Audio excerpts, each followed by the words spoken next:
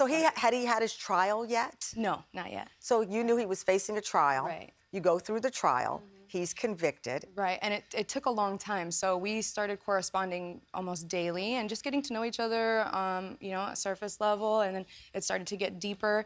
And it took almost like 9 months, almost to a year, for them to sentence him, and then it was like, bam, you're gonna be here for 23 years. He was 17, tried as an adult, sentenced to 23 years in prison. What did he do?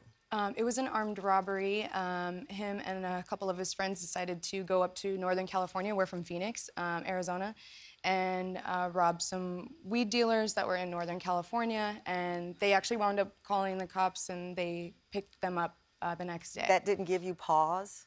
I knew he was a troublemaker, but it wasn't, you know, I was never like concerned about him and with me or anything like that. No. So I mean, that's a very serious crime. Obviously, armed robbery. It was planned out, and all of the details that you've shared with us. Right. Some might say that's a little more than a troublemaker. That, you know, you should probably go find. You don't have to get a guy that's a church boy, but do you necessarily need to be with someone who's on their way to prison? And I totally understand that. And like I said, we were just friends prior to this happening, and then we stayed friends for the time that we were writing to each other, and our relationship grew over the years while he was inside prison. How do you get to know him in that circumstance? Because obviously, again, he's there. He doesn't have a lot of choices that he can make. Someone's telling him when to eat, sleep, the whole 9 yards. You're on the outside. You can do whatever you want all day long.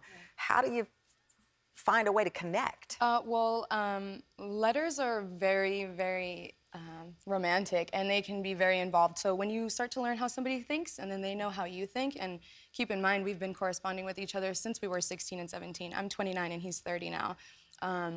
So it's a very deep connection, and we really helped each other grow through a lot of life experiences that we had, that I was going through as a teenager, and that he was also going through. I mean, he went through some really hard times.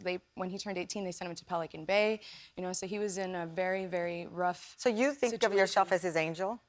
Absolutely, absolutely, yes. And he is mine too. I tell him he's like my guardian. He's been my guardian like my whole life. Do you, and I mean, I have to ask this question. I mean, you were 16 or 17 years old. You're in your 20s now. Yes. A part of a romantic relationship is intimacy.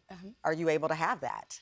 Now we are. We'll be married for 3 years in January. And since we got married, since he's in California, they do still allow family visits and conjugal visits. So we have those. Oh, that's when he proposed. We have those every 60 to 90 days. We actually get to go on Thanksgiving, so I'm so excited. We get to spend that holiday together. Do you feel like you're missing out? You point out the holidays. You'll be on the outside, he'll be on the inside. Yeah, well, are you missing things in your life? We get to be together, so I'm so excited about that. I don't feel like I'm missing out. I get to see him on the weekends, but I also feel like we have spent so much time getting to know each other that we really do take the time to make sure that we're present in each other's lives. I'm going to go up to the audience, but I want to ask you before I go, how long do you get to spend time with each other when you are on those visits?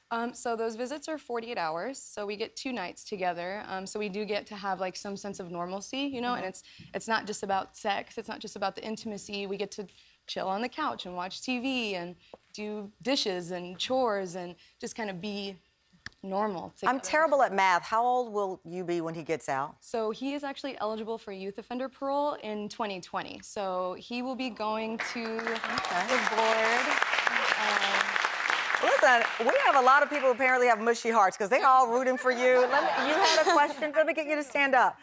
What's your name? My name is Pam. Okay, what's your question, Pam? So with his charge, are you ever scared at all that he could hurt you when he gets out, or you have to sleep with one eye open? Not. Absolutely not. He is such an amazing man, and he's really grown so much over the years. I mean, you have to keep in mind that sometimes prison can make you worse before you get better, and he has made the choice to become a better man. And I watched him transform throughout all of these years. So I never thought I was going to get married in prison. I, in fact, told him no for so many years before now, as we got older, I realized who he was becoming and that I wanted nobody else to be my life partner but him.